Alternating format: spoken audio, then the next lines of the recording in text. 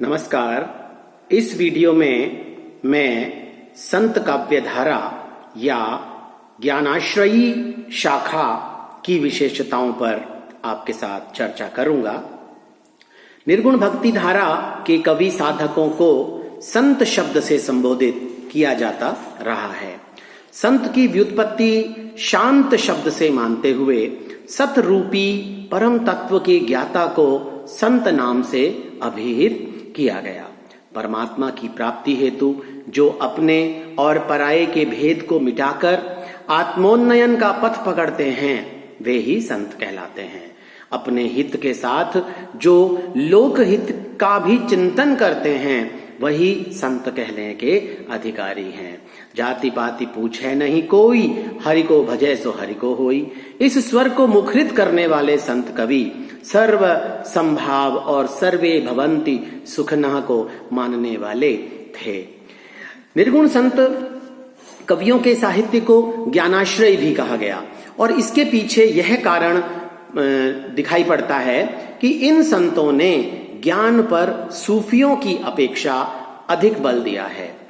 यदि हम देखें तो कबीर आदि भक्त कवियों के काव्य में भगवत प्रेम पर भी बहुत बल दिया गया है, लेकिन प्रेम का जितना विशद वर्णन जायसी ने या दूसरे सूफी कवियों ने किया है उतना वर्णन कबीर आदि संत कवियों के काव्य में नहीं हुआ है।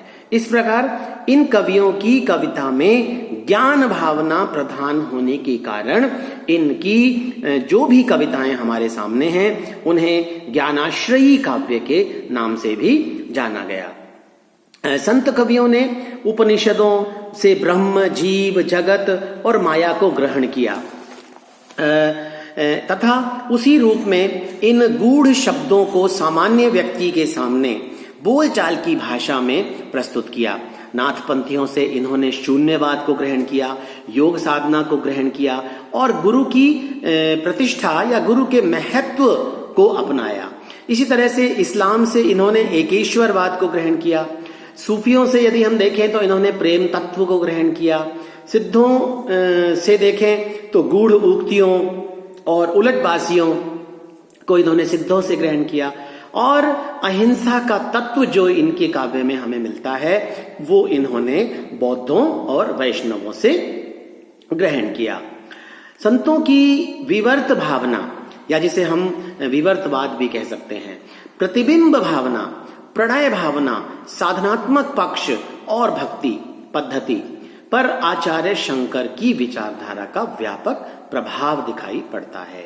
आचार्य शंकर और निर्गुण संत कवि दोनों इस विषय पर सहमत हैं कि जीव विशुद्ध ब्रह्म तत्व है और जो जीव की ब्रह्म से भिन्नता प्रतीत होती है वह माया और अविद्या जनित उपाधि है। संत संप्रदाय की तरफ हम देखें तो यह एक विश्व संप्रदाय है और उनका धर्म विश्व धर्म है। इस विश्व धर्म का मूलाधार है मन की पवित्रता। संत साहित्य भावात्मक और अनुभूति प्रवण साहित्य है। संत काव्यधारा में यदि हम देखें तो इन कवियों का लक्ष्य काव्य रचना बिल्कुल नहीं रहा।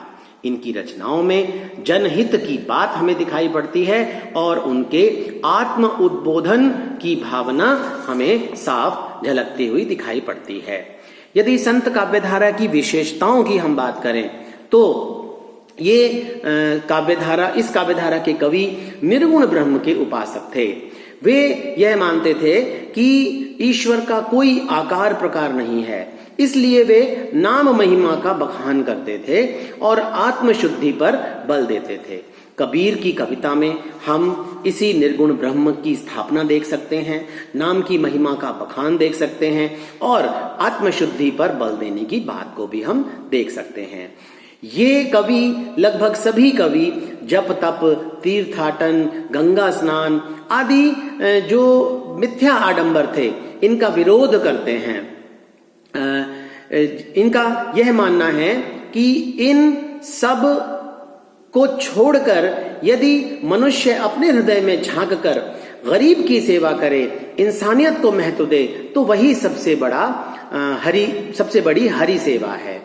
गुरु का स्थान, जैसा कि मैंने पहले भी कहा, ये लोग सर्वोपरि मानते थे, गुरु को महत्व देते थे और ईश्वर से भी बढ़कर हैं गुरु, ऐसा वे कहते थे। कबीर का तो कहना भी है कि गुरु गोविंद दोऊ खड़े, काको लागे पाए, बलिहारी गुरु आपने गोविंद दियो मिलाए। एक स्थान पर वो ये भी कहते हैं कि गुरु कुम्हार सिस कुंभ है, गड़ी गड़ी काढ़े खोट, भीतर भीतर लही रहो, बाहरी मारे चोट। तो गुरु का इनके काव्य में विशेष महत्व है, क्योंकि गुरु ही एक ऐसा माध्यम है जो कि ईश्वर तक पहुंचने का मार्ग दिखाता है। ईश्वर और भक्त के बीच में जो अज्ञान का पर्दा पड़ा हुआ है उसे वह दूर करता है। ये कवि वर्ण, जाति, धर्म, वर्ग में विश्वास नहीं करते थे और इंसान को इंसान मानने की बात पर बल देते थे। जाति पाति पूछे नहीं को, हरि को भजे सो हरि को हो। जाति पाति संबंधी विषमताएं इन्हें और भी अखरने वाली लगती थी। शूद्रों की स्थिति तो विशेष रूप से उस समय खराब होने के कारण ये कवि बहुत व्यथित थे और वह पीड़ा इनके काव्य में हमें दिखाई पड़ती है। सभी को समान मानने से ही इनका विश्वास है। ब्राह्मणों द्वारा स्वयं को सर्वश्रेष्ठ मानने पर कहते हैं, जो तू बामन बामणी जाया और राह काहे नहीं आया। सभी संतों ने मुक्त कंठ से प्रेम के महत्व को स्वीकार किया है। प्रेम के बिना यह जीवन निस्सार है, इसका कोई महत्व नहीं है। कबीर तो कहते भी हैं, पोथी पढ़ी पढ़ी जगी मुआ, पंडित भया न कोय, ढाई आखर प्रेम का पढ़े सो पंडित होए। अर्थात जो लोग अपने आप को विद्वान मानते हैं और उन्हें प्रेम तत्व की पहचान नहीं है, वे निपट मूर्ख हैं। प्रेम को समझकर, प्रेम को जानकर, प्रेम को अपनाकर ही अपने जीवन को बहुत सुखद बनाया जा सकता है। ये कवि सारे के सारे सहज मान्य साधारण धर्म को मानते थे, किंतु सांप्रदायिकता या वर्णाश्रम संबंधी विशेष धर्म को नहीं मानते थे। ये वैयक्तिक साधना पर अधिक बल देते थे। ये सब हमें कबीर और अन्य संत कवियों के काव्य में दिखाई पड़ भी जाता है। जहां तक इनकी भाषा और व्याकरण शास्त्र की बात करें तो ये लोग भाषा शास्त्र, व्याकरण शास्त्र आदि के बंधन से स्वतः मुक्त थे, स्वतंत्र थे और आडंबर रहित भाषा थी इनकी। संत लोग घर घर जाकर चारों दिशाओं में देशाटन करते थे, विचरण करते थे और इस कारण से इनकी जो भाषा है वो प्रचार की भाषा है और साधुओं वाली भाषा इनकी हो गई, जिसे सधुक्कड़ी भाषा भी कहा गया। अलग अलग भाषा के शब्द इनकी भाषाओं में आ गए और जैसे कि कबीर की भाषा को भी सधुक्कड़ी भाषा या खिचड़ी भाषा कहा गया, वो इसी कारण कहा गया। निर्गुण निराकार की उपासना पर बल देने वाले ये संत कवि भक्ति के भावावेश में आकर सगुणोपासकों की भांति भाव विवल उद्गार भी व्यक्त करते थे। इनके काव्य में हम ये देख सकते हैं। रूढ़िवाद के कट्टर विरोधी थे, इसलिए खंडन मंडन की प्रवृत्ति इनमें बहुत देखी जा सकती है। कबीर तो हिंदुओं और मुसलमानों दोनों को ही लताड़ते थे। वे कहते हैं, पाथर पूजे हरि मिले तो मैं पूजूं पहाड़, ताते तो चाकी भली पीस खाए संसार। मुस्लिमों को भी कहते हैं कि कांकर पाथर जोड़ी के मस्जिद लई चुनाए, ता चढ़ी मुल्ला बांग दे क्या बहरा भया खुदाए। इस प्रकार इन्होंने रूढ़िवाद का विरोध किया, कट्टरवाद का विरोध किया। आत्मा परमात्मा के संबंधों से सांसारिकता या मायावाद का विरोध मुखर रूप से इनके काव्य में हमें दिखाई पड़ता है। माया मां ठगिनी हम जानी, इस तरह की बात करते हैं, क्योंकि ये मानते हैं कि ईश्वर और भक्त के बीच में जो दूरी बनाती है वह माया है। माया यदि हट जाए बीच में से तो ईश्वर और भक्त एक दूसरे के नजदीक आ सकते हैं। इन कवियों को काव्य शास्त्र या छंद शास्त्र के नियमों की कोई चिंता नहीं थी। भावावेश में जो इन्हें रुचिकर लगा, जो इन्हें अच्छा लगा, वो इन्होंने बिना काव्य रूढ़ियों की परवाह किए हुए उसे अपनी वाणी में व्यक्त कर दिया।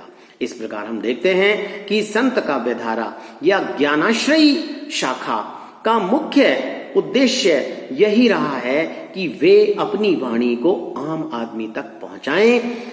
भाषा का, अलंकारों का, रस का, इसका मोह उनमें कतई हमें दिखाई नहीं देता। धन्यवाद।